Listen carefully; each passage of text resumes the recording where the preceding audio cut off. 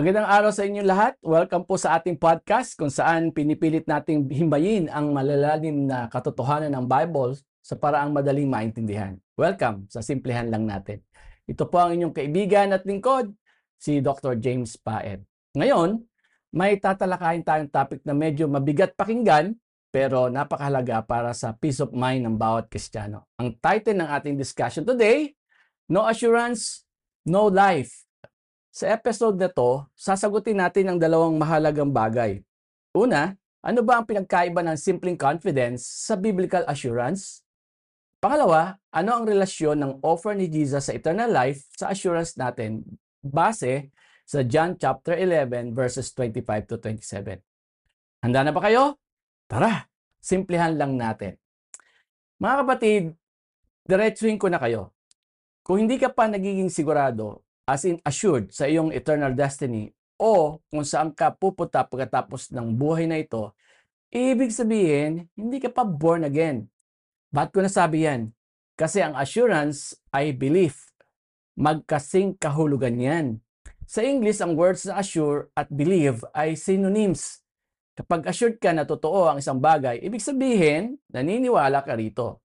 Bibigyan ko kayo ng isang example. Sigurado ba kayo na ang bansang nasa north ng Pilipinas ay Taiwan?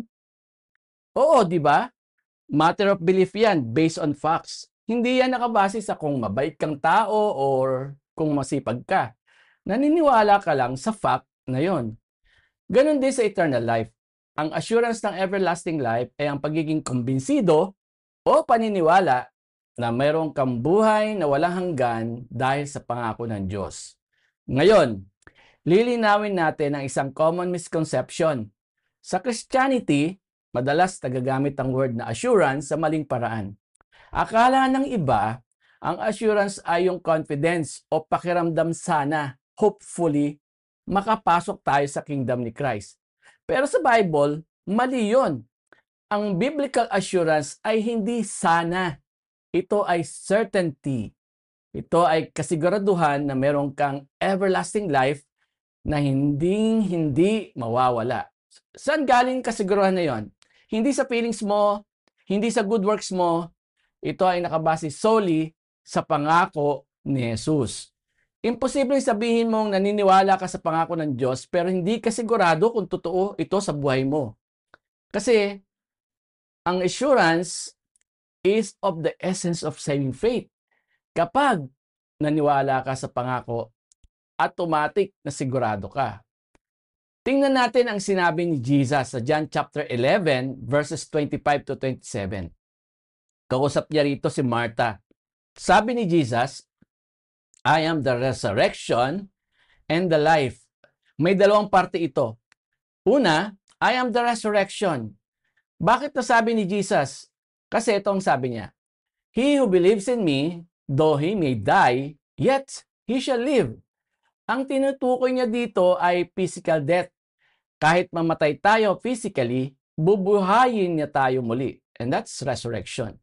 Pangalawa, I am the life. O bakit nasabi ni Jesus yan? Kasi sabi niya, He who lives and believes in me shall never die. Dito naman, spiritual death ang tinutukoy. Ang sinumang nabubuhay at sumasampalataya kay Jesus ay hindi mamamatay spiritually. So pagkatapos ito, tinanong ni Jesus si Martha, Do you believe this? Naniniwala ka ba dito? Ang tanong na yan ay pareho lang sa pagsasabing, Martha, assured ka ba na hindi ka na mamamatay spiritually? So ano ang sagot ni Martha? Yes, Lord. Imagine kung iba ang sagot ni Martha. Halimbawa, sinabi niya, Naku Lord, hindi ako sure. Kailangan ko munang magpakabait. Kailangan ko munang mag-serve sa temple bago ako maniwala na ligtas ako. Sa tingin nyo, matutuwa ang Panginoon? Hindi.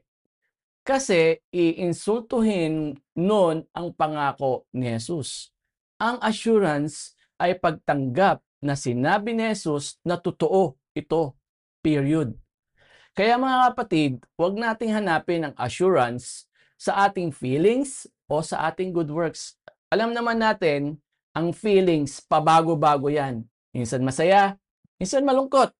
Ang works naman natin, kahit gaano pa tayo kabait, sabi ng Romans chapter 3 verse 23, all have sinned and fall short of the glory of God. Kung diyan tayo aasa, talagang magda-doubt tayo. Ang assurance ay galing sa paniniwala sa promise of life. Tinanggap ni Jesus ang confession ni Martha without checking her works.